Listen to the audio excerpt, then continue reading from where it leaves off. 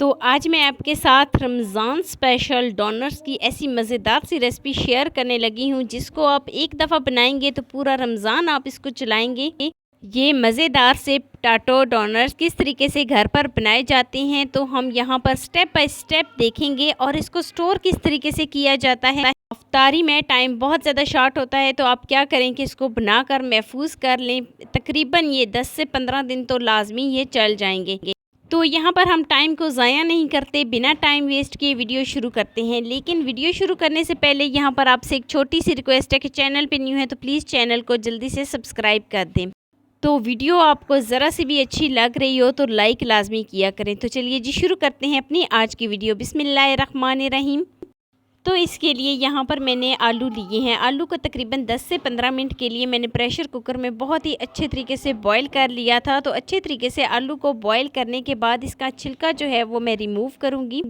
किसी भी चीज़ से आप इसको मैश कर सकते हैं। तो यहाँ पर मैंने कांटा लिया है, कांटे की मदद से मैं इसको बहुत ही अच्छे तरीके से मैश कर लेती हूँ कुछ इस तरीके से। तो अब यहाँ पर मैं इसमें कुछ मसाले शामिल करूँगी।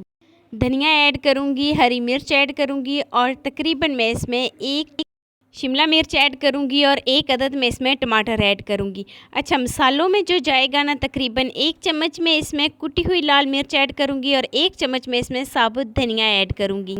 तो 1 चम्मच में इसमें नमक ऐड करूँगी। बस फ़िलहाल हम इतने ही इसमें मसाले ऐड करेंगे और बहुत ही अच्छे तरीके से इसकी मिक्सिंग कर लेते हैं।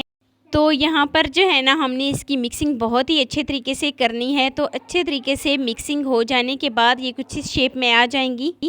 तो यहाँ पर हम इसका थोड़ा सा बैटर लेंगे। थोड़ा सा बैटर लेने के बाद आप चाहें तो इसको गरम भी कर सकते हैं, क्योंकि जब हम गरम गरम बैटर बनाते हैं तो उसको हम कोई भी शेप दे सकते हैं, मतलब किसी भी तरीके की हम उसको शेप दे सकते हैं। तो बहुत ही आसानी के साथ हम जो है ना वो बना सकते हैं।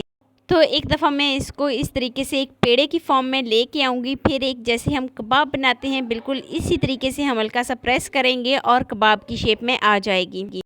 तो अब यहाँ पर हम इस तरीके से पिंसल लेंगे। पिंसल को जो है ना पिंसल की मदद से इसके दरमियान में बहुत ही अच्छा सा एक छोटा सा होल्स बना लेंगे। आप कोई भी चीज़ ले सकते हैं, किसी भी चीज़ से आप इसका जो है ना दरमियान से इस तरीके से होल्स बना सकते हैं। तो लेकिन यहाँ पर मैंने पिंसल ली है तो पिंसल की मदद से मैं बहुत ही अच्छे तरीके से इसका होल्स बना लेती हूँ।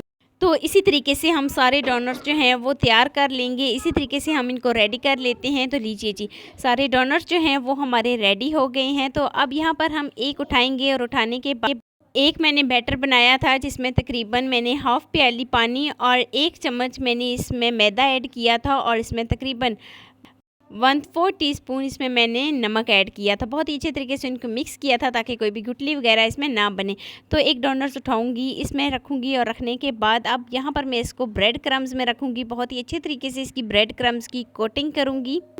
तो देखें दोनों साइडों से ब्रेड क्रम्स की बहुत ही अच्छे तरीके से कोटिंग हो गई है। तो कुछ इस तरीके से यहाँ पर मैंने ब्लैक तिल लिए हैं। ब्लैक तिल में हल्का सा डिप करूँगी ताकि थोड़े बहुत इसके ऊपर लग जाएँ। बहुत ही अच्छा सा एक खूबसूरत सा इसका कलर आ जाता है इनसे। तो ब्लैक तिल लगाने के बाद सारे डोनट्स जो हैं वो मैं बिल्कुल इसी तरीके से रेडी कर लेती हूँ। अच्छा, ब्लैक तिल जो हैं वो बिल्कुल ऑप्शनल हैं, अगर आप चाहें तो इसको स्किप भी कर सकते हैं, चाहें तो लगा भी सकते हैं। तो सारे डोनट्स जो हैं वो इसी तरीके से रेडी हो गए हैं और ऑयल जो है वो फुल गर्म हो गया है। तो गरम गरम ऑयल में मैं सारे डोनट्स डाल देती हूँ।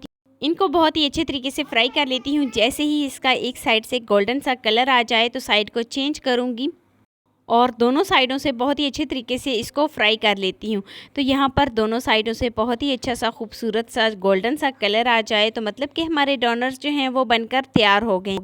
तो यहाँ पर मैं इनको निकाल लेती हूँ और निकालने के बाद सर्व कर लेती हूँ। देखिए जी, बहुत ही खूबसूरत सा इसका कलर आया है, गोल्डन सा।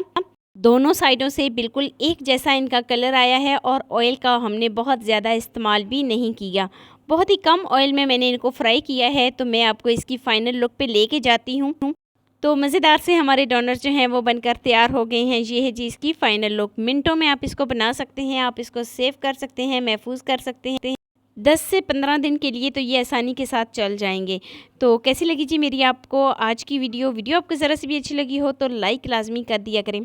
फर्स्ट टाइम है चैनल पे तो चैनल को सब्सक्राइब लाजमी करना है। तो बेल आइकॉन को भी लाजमी प्रेस करना है ताकि जब कभी भी मैं वीडियो अपलोड करूं तो पहले पे आपको मेरी वीडियो का नोटिफिकेशन मिल जाए।